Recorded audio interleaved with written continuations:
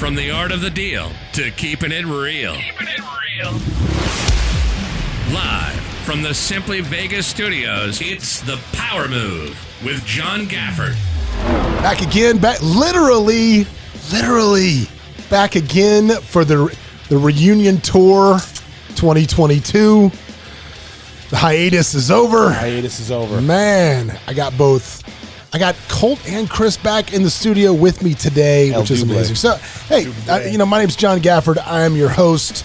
Thanks for joining us today on The Power Move. With me, I used to say with me as always, but it's not as always. Now it's almost like a special treat when everybody's here.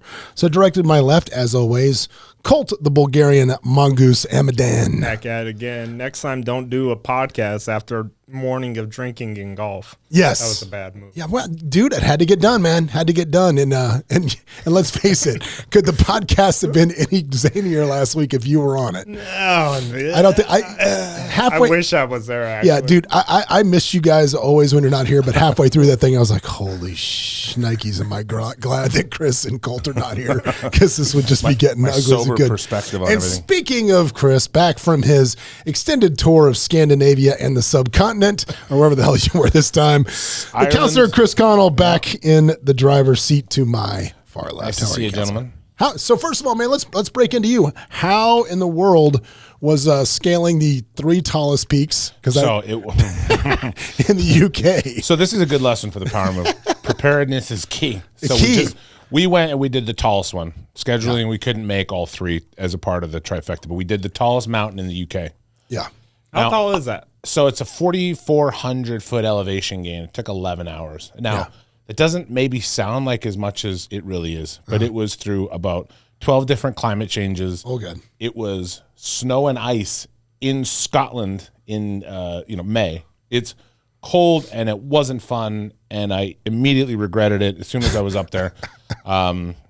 Just were you not prepared clothing wise? So thankfully I had enough, but I didn't. I don't want to get into the details, the specifics of mountain climbing, but you have to have certain gear. I underestimated it, which meant I wore some cotton, and that cotton got soaked immediately. So there's a little chafing going on. So chilled, little chafing. Chilled for the whole time. So you're chilled to the bone. And so it was a lot more difficult than I thought. Let's just put it that way. But we've climbed the tallest mountain in Ireland, North Ireland, Scotland, Wales, England. So I'm basically the new king. So that's it. Did you happen to stop by and see my plot in Scotland that I'm lord over? That you are lord of. Did you happen to see that? I waved at both of ours for myself from the top of the Scottish Highlands. You waved from the top of the Highlands, and that was the extent of it. For Lord John Gafford. Yeah, and see, so what you're telling me is you couldn't make it last week because you're off climbing mountains in the UK. Colt, you were just too tired after golf. Yeah, too much drinking. No, it was. You want to talk about cold?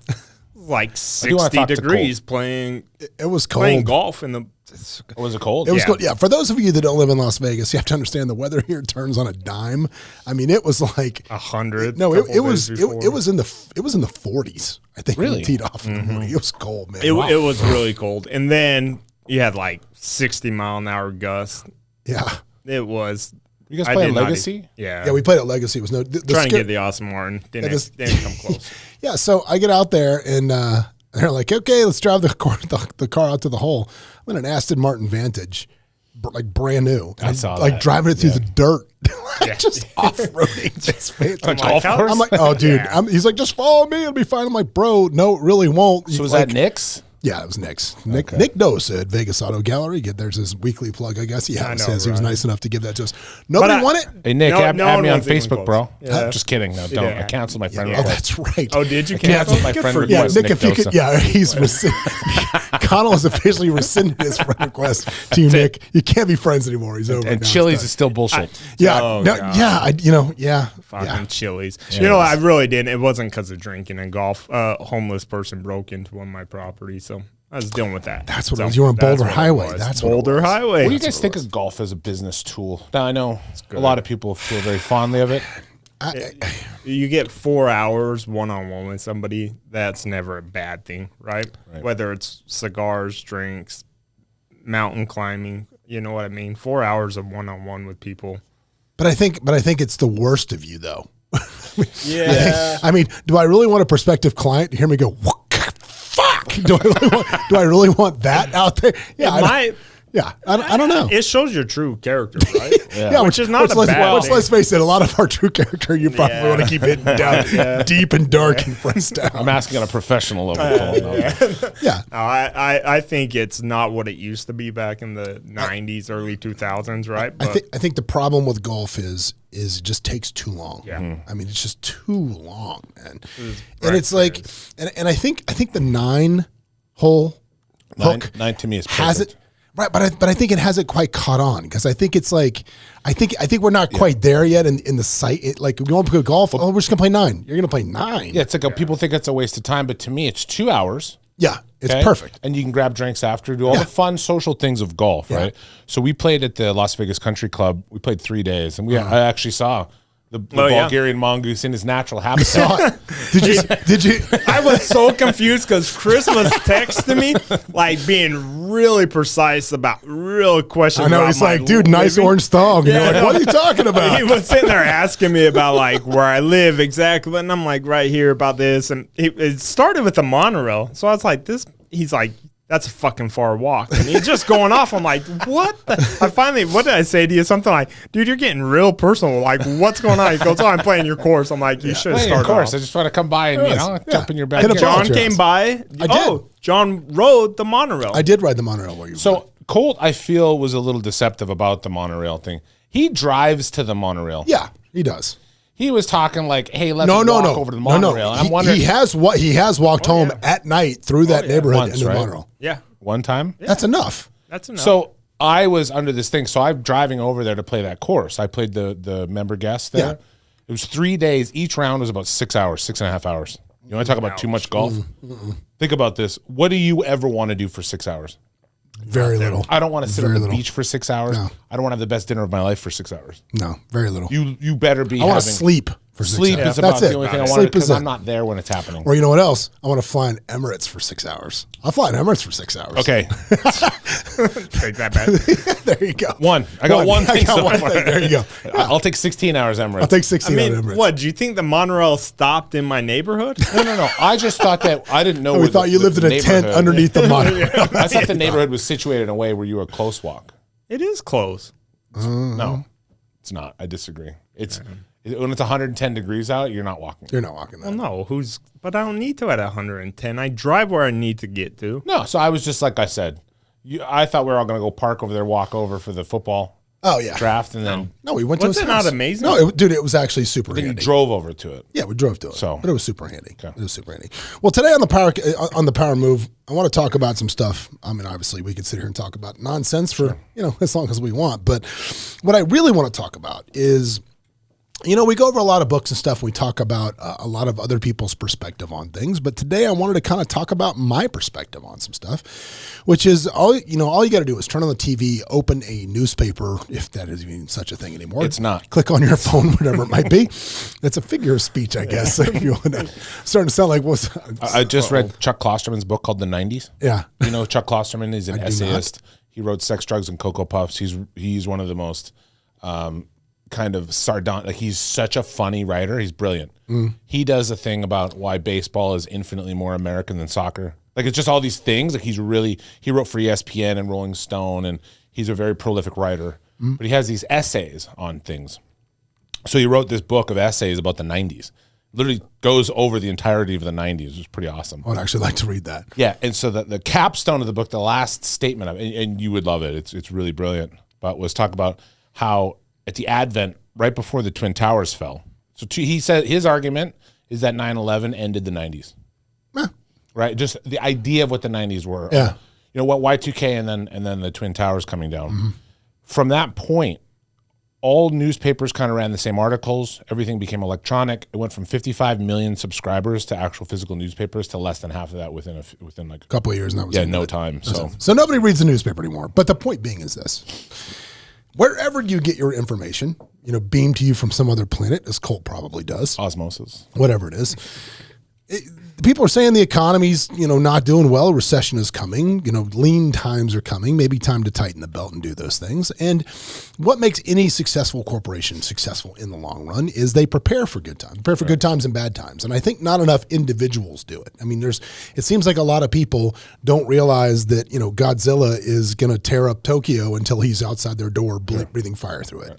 So what we're going to try to do is, while Godzilla might be out in the harbor bubbling a little bit, this is when you maybe go, maybe I should make some changes to protect myself. So I want to talk about some stuff that we do here within our corporations that translate really to you, and that you can absolutely use to prepare yourselves for whatever the oncoming rainstorm will look like. Because the only thing that's sure is about things is they will change. This too shall pass, and the rain is a coming, is what it is. So the first thing I would say is when we look at times like this, is we analyze all of our income streams.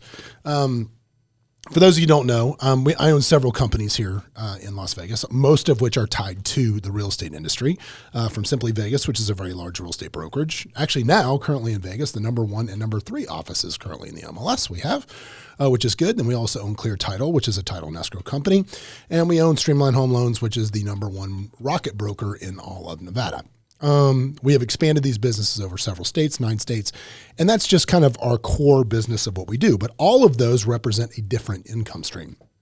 So many times when you have different ways that you make money, and in the hustle gig economy, whatever it may be, crypto bros, all this stuff, NFTs going up and down, you've kind of got a little bit of money coming in from multiple places.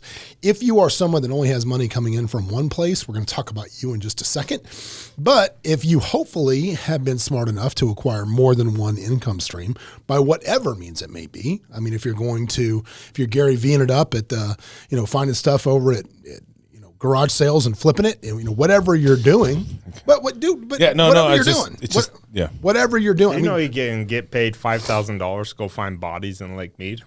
Yeah, there you go. If you're body searching in Lake Mead, now see, is that really fair, Colt? Because how many could you find before they start looking at you like this guy might know too much? I feel like this is the easiest way to catch people. They're like surgeon missing persons. Yeah, they're like, as well as the bodies Colt found. They're like, you know what? It's going to cost us like $20,000 to do a freaking whole thing on it. Get a guy off the street. If we get $5,000, they're turning on themselves for $5,000. That's way cheaper than the Crime Stoppers. It is. But if you have multiple income streams, and hopefully you do, you need to start analyzing those streams as far as the total pie of what they make up into your total pot, if you will. Because what I've found is, and I am a victim of this, is I tend to put energy into not necessarily my highest driving income streams.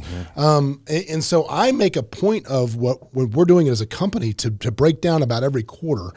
I'll stop and look at all those revenue streams and see, where's my money really coming from? Because if it's all kind of flowing into one account or flowing into one LLC, or if you're at home and you're just you don't own a big company, but it's just you, if it's all flowing into one bank account, well, might not take time to see where this is really coming from. And you may be surprised, because the majority of your revenue may be coming from something that you didn't even realize. Now, if you are someone that if you are a one income earner, if you have a job, that's your job, you get money that comes in from that. When lean times are coming, I could not recommend getting an additional source of revenue any way you can. And there's a million ways to do it. I mean, if you Google side hustle on Google, like 8 million things are going to come up. But essentially anything that can be done with a computer, you can do. I'm not saying you got to get a second job where you go trade your time for money. Everybody that's listening to this, I don't care who you are, you got a skill. You know how to do something. There's something in your head that you know how to do that somebody else does not. Or that would pay you for. Yeah, that they would pay you for it. You can go onto Fiverr. You can go onto Upwork. You can go onto these sites, and you can become a freelancer that works when you want to work and accomplishes these things. You don't have to go get a second job and trade your time for money. That's a really good point. And I think people don't take inventory of their own skills and abilities. Mm-hmm. There's a lot of things that you do at your job that somebody like me, right, who's a small shop, a one-man shop or whatever, would gladly pay somebody a certain amount for me not to have to do it. Yeah. And I mean designing posters. I mean all these little tasks, right, that you may think it's not a big deal or no, it's not that marketable. I guarantee you, just you having a bit of time and capacity is valuable to somebody. Mm-hmm.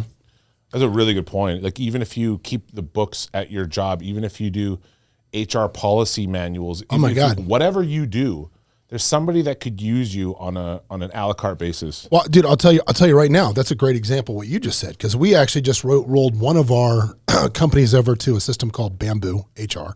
I get nothing for this, but it's a fully automated kind of HR system on the back end. It's really good, but you got to build it like anything else. Like they give you here's the framework, and you got to plug your stuff into it to make it work, right? So we didn't know how to do that.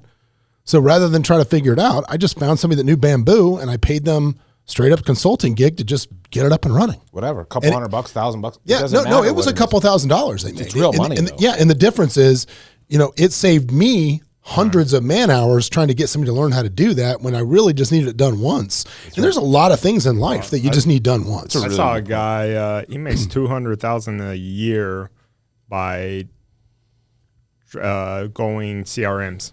So when you want to switch CRM and they're not linking up, data input, right? Yeah. And he just sat there and he hired like a bunch of guys out of India, and he charges X and then passes it on to them. And that was a good side hustle that he made his main hustle. Dude, if I needed a side hustle and I wanted to go get one right now, I created one this weekend that I guarantee I could do. Because I was sick on Friday. I didn't feel well. Coming over a little bit. Everybody, dude, it's been a crazy sick. I feel like I'm sick the whole year this year. Yeah, everybody's been having a sick right now. No, I'm good. No, I'm good. No, I'm on the tail end of it. Daughter got sick, and I got sick. Everybody got a little sore throat. Because people are back without masks. Say whatever you want about masks. Right. People weren't breathing their shitty air all over you. So you probably had a couple years, weakening your immune system. Built up. No, that's probably what it is. So anyway, so I didn't come to work on Friday. I stayed out of work because when I have germs, I stay away from people because I don't want to get them sick. Mm-hmm. And, I tackled the beast, which is reprogramming my house, because we talked about it before, where my home automation company that has, all 90 whatever switches in my house decided to go out of business and just fall off the planet. So I found a quote unquote easy to use solution, which was not. It was an absolute nightmare. And after about a full solid 12 hours of trial and error and just figuring it out, I got my house completely back up online. It works now with both Apple Home Assistant and Android, so I can tell Alexa or Siri. I can come over and use regardless of which one of my robot slaves I'm talking to. Which wrong programming. Yeah, regardless which one, the house is now fully working again, which is awesome. But here's the thing. When you do something like that, I got 12 hours invested in this, I could go set somebody else's house up the first time now. So I guarantee you, I could jump on Craigslist right now and put Insteon, conversion. And I'm not the only idiot in town that had those switches. There's somebody that's Googling it, because I know I went to Craigslist 5 times trying to find somebody that could do this. Yeah. Before I eventually said, well, I guess that someone's going to be me, because I couldn't find anybody to do it. You could create the market. Yeah, I could absolutely create a market to do that. And I mean, I would have paid, if somebody told me that for $1,000, they would have come over to my house and done this, I'd have paid it. $1,000, John, you bill your time at $80 an hour? No. You're missing the point. No, I'm telling you. No, before I actually knew how to do it. I'm just saying I didn't know. But you would have paid $4,000 now that you knew it was going to take you 12 hours. Oh, God. If I thought it was going to be 12 hours, I'd pay $4,000. But I'm saying? Yeah, but I'm saying the perception of me going into it was I would have thought it'd been a couple. I just didn't want to deal with it. So if you told me for $1,000, because I had no concept of how hard it was actually going to be. Right. Now that you know. Now what I would probably do is I would probably not put a price. I would have them call in and say, have you been trying to do this? And if they say yes, I'd be like, oh, it's $4,000, because I know that they're just we call that price differentiation. Yeah, exactly. They've hit a wall at this point. They're more desperate. But but that's what I would do. Because if you were to say, I'll pay you $1,000 to do it, I'd be like, okay, it better only be 4 hours. Yeah, but that's the point. The point is as you learn new skills through necessity, understand there's probably other people that need those skills, and you can market them. So anybody says, I don't have anything that's not worth a side hustle, you don't. So the next thing I would say that's important as you're doing your little analyzation of everything and preparing for the impending recession, as they were saying, is evaluate your staff. Now, we look through, and this is going to sound a little ruthless, man. This is going to sound a little cold, but there's two sides to this coin. It's true. When businesses are heading into times where they fear that it may not be as prosperous as it once was, when the surf drops a little bit, if you will, you're looking for every way you can kind of cut your margins. So you're you're saying, okay, let's look at employee A. Can I get somebody else to do the same thing that employee A does for less money? Yes. So if you are somebody that doesn't have any employees, you do have employees. We all have dependents. What do we got? We got kids. Now, granted, I know you can't fire your kids. Even though I've tried. Lord, we've tried some days. You can't fire your kids. But when's the last time you sat down and asked yourself, how much money am I actually investing in my kids? And I'm not talking about in school. I'm not talking about in insurance. I'm not talking about in food and coverage. I'm talking about in nonsense. I'm talking about in stuff that maybe you don't need to. I have a particularly fortunate situation in that I don't. Yeah. Because my daughter's mother has taken it upon herself to oversupply her with things like clothing and stuff. So it doesn't come out of my end. Yeah, it doesn't come out of your end at all. But the point being is, it's always been a great arrangement. But most people don't even realize how much you give your kids, because it is one of my favorite places to spend money is on my children. Yeah. And a lot of people don't even realize that. So getting your hands around that. In what way? Like, can you just give an example? In general. Like, hey, can I have $10 for this game? Or no.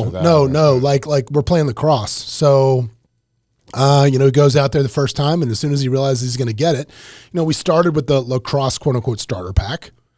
But as soon as he gets serious about it and he wants to get better, and now I'm asking the coach, okay, would a new head on his lacrosse stick, would a new stick make him better? Yeah, if it's done right and it's strung right, yes, it would. Buy this. And so now I go from the, $55 starter lacrosse stick to the $299 lacrosse head that's now strung. But would that ever change, recession or otherwise? I mean, no, it would because again, I was making a purchase like that unconsciously. Right. I'm not thinking about that. I'm just saying, well, he needs this for this. But in reality, he didn't really need it. Yeah. And I think I just want him, if he's going to, if in either they're going to do something, I want them to have the best resources that they can to try to do as well as they can. So I'm not saying, cut back on your kids, but just be mindful of what you're spending. Yeah, but also volleyball camps. Yeah. But on the flip side of that coin, if you are somebody, and this is you, if you are an employee that earns a truckload of money, you better figure out a way going into this to make yourself absolutely irreplaceable. Right.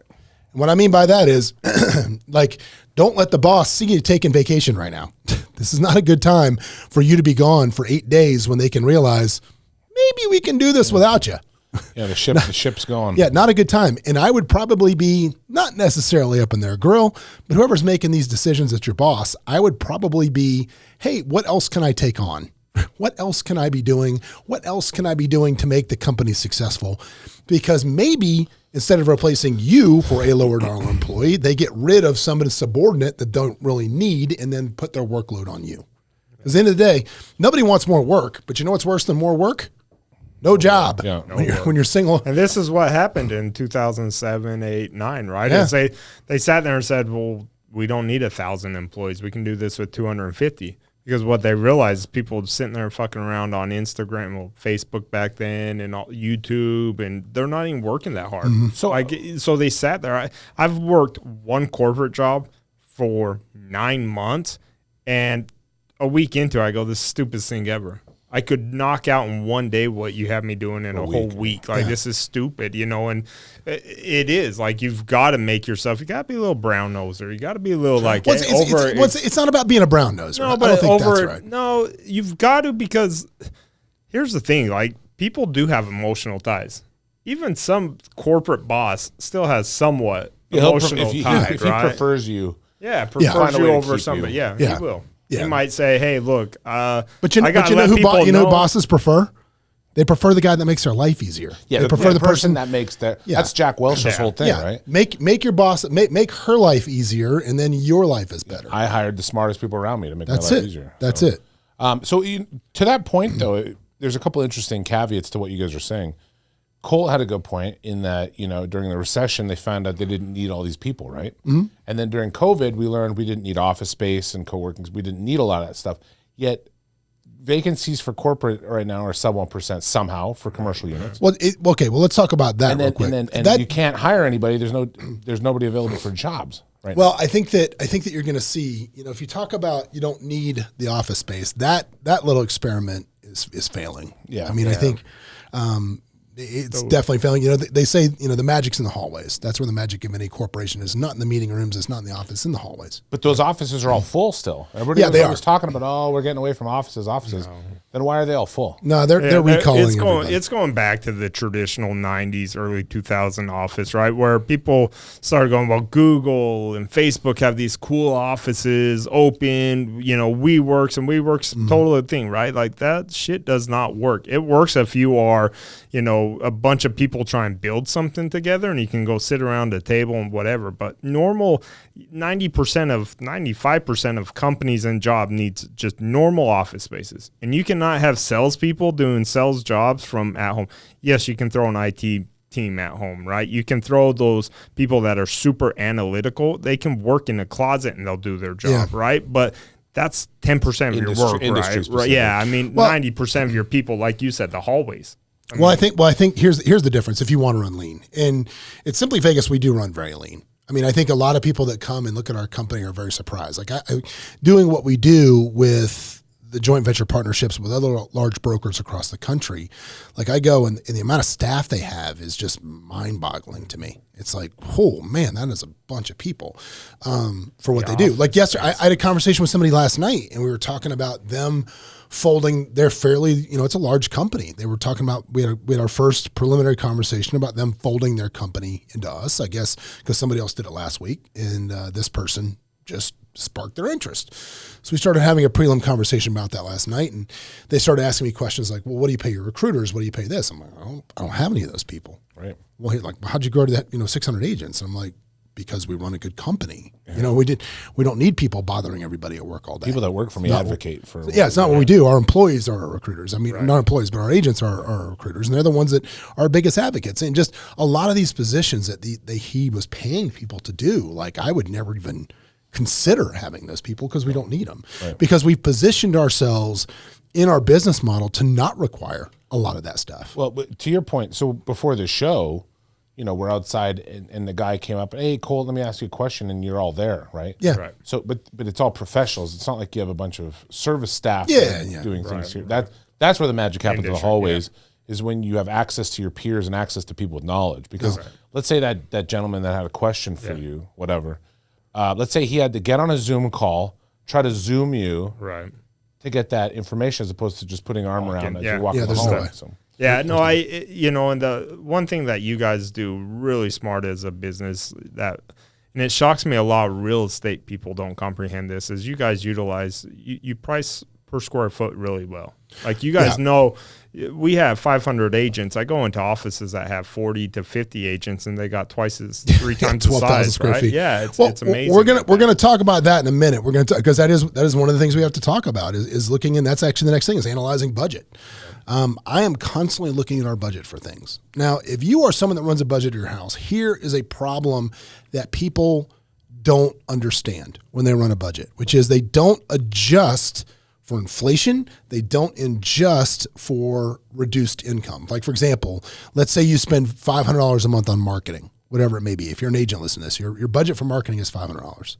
Well, I can tell you just from the price of my Google ad clicks over the last 90 days that $500 doesn't buy you today what it bought you then. Mm-hmm. It doesn't.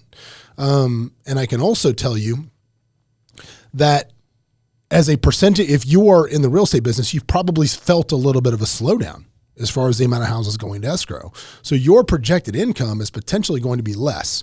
So if you continue spending that $500 as a dollar figure, you're probably going to have a problem. Now, a better way to do it would be to say, I am going to allocate 15% of my revenue back into marketing. Yep. Whatever that number is going to be 15%. Mm-hmm. As your income grows, and pick a number, especially for marketing, Jesus, that's offensive money. Like I cut offensive, I put everything in two buckets, offense and defense. Like I will cut everything defense, which is like on the back end, the transaction coordination, all of those things. I would cut all of that first, right? Like if you're an agent and you're doing TC work, and you're paying somebody to do your TC work and you're slowing down. You can do it yourself. You're stupid. You should do it yourself, right? That doesn't make any sense. So cut your defensive stuff first. Always push with the offense or cut it last. But if you wanted to be smart about it, present it as a percentage of your sales, not a straight dollar figure. Therefore, as things change, as the market changes, the revenue changes, as all those things, that changes. Same thing with your home budget, right? If you say, okay, don't say we're going to spend $400 a month on entertainment, figure out what percentage of that is your income. So if your income changes, you can just change the percentage, which changes the dollar figure, and you know exactly what to do. You're not scrambling. Yeah. It's a smarter way to do it. I think that's a really good point. Because here's the other thing, you're going to notice this too. In good times, if you keep it at 15% and it's generating more revenue, right? Then it's going to have a compounding effect. No, for sure. Next thing, analyze your debt. This is something that I do a lot. I don't think debt is bad. I don't think that's a bad thing. I think there's good debt and there's bad debt. Good debt and bad debt. But you need to analyze what you got. Unlike what that one guy says. Who the fuck is that guy again? What is it, Dave? Dave Ramsey. Dave Ramsey, yeah. Ramsey. Don't do whatever that guy was saying. Good debt and bad debt. Now here's the thing too. Now what you have to understand when you look at the debt markets going into a potential recession, ask yourself this: is it going to be harder to get credit going into a tough market than it is right now? Absolutely it is. I am a huge proponent. If you can get one at the right rate that you can lock, I'm a huge proponent of the HELOC. Not going to pull one to buy a damn boat. No RV. You know, if you pull a HELOC and you use that to buy a depreciating asset, you're an idiot. Yeah, right. But if you use a HELOC properly to buy an asset that appreciates, that is going to appreciate faster than the rate of the HELOC, that's fine. But it's going to be much harder potentially if it goes into recession to get a HELOC in 8 or 9 months than it is today. Right. So there's no reason if you can not to have the credit line. Have the credit line available. Have it available. So if there is a run on assets or there's a run on something and you can get some good deals in dirt, you can buy some real estate at a cheap price. Really You've got the levered money ready to go. It's called keeping your powder dry. Now, if you're somebody that is carrying a lot of debt and you've got some 16, 18, 24% credit card debt, refinance. You need to reel that in as quickly as possible. But I would also recommend not reeling that down at the expense of your reserves. I mean, I think everybody should have, I tell everybody, do not pay off your high credit card interest debt at the expense of your reserves at this moment. What I mean by that is everybody should have stored away a certain amount of months. I call it moles, months of life. You should have a certain amount of months of life stored away that in case you lose your job, in case something terrible happens, you've got this money as your emergency fund that can get you through so you can get another job. So what, in your opinion, because I, just based on that, we've never really talked about it, so I don't understand your analysis on that. Having that, I would think that having high interest credit cards, like I go the Susie Orman route on those. Sure. I carry a 0 monthly balance. Well, of course. But and I understand, but I would never have cash in the bank if I had credit card debt. But here's the point. Let me well, see, this is the difference. This is why tough times call for tough measures. And here's the thing. If you've got money sitting in the bank, right? Let's say you're 24%. Are you going to go pull, I mean, I guess you could go pull cash advance to pay your bills. See, that's why. So you could do that. Yeah, I guess you could do that. Is they treat cash like king, but cash isn't king when my debt is crippling me. When my debt is at the gates. But what I'm saying is, and I'm not saying you need to have millions of dollars of debt in line, millions of dollars cash. But for me, I tell everybody 3 months of life, 3 moles.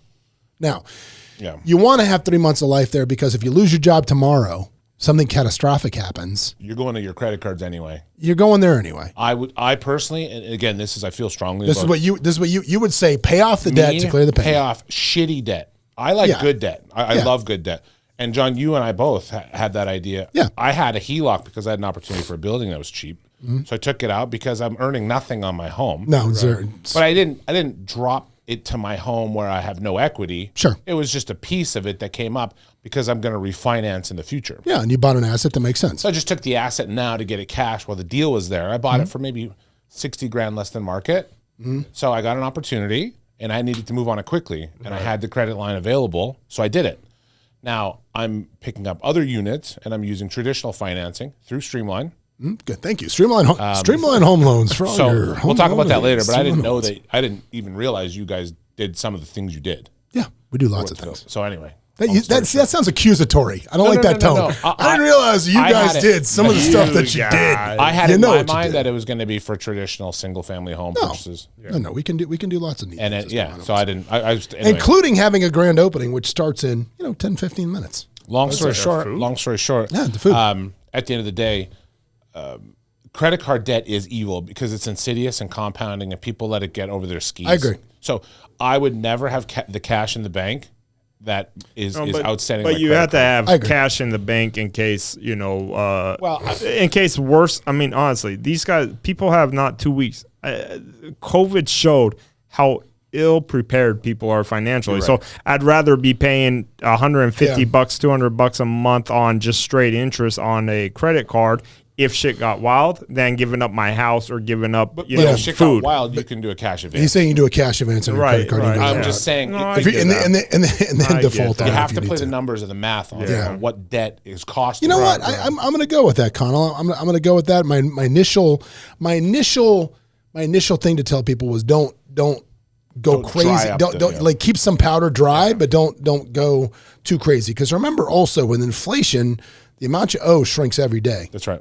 I mean, so if you started out, $2,000 or owing $10,000 in credit card debt, that same $10,000. It's now $9,500. Yeah, it's less because inflation has shrank the money. So there you go. All right, we're going to take a quick break. We're going to come back with things you should do in the face of recession. Hang on. We'll be right back.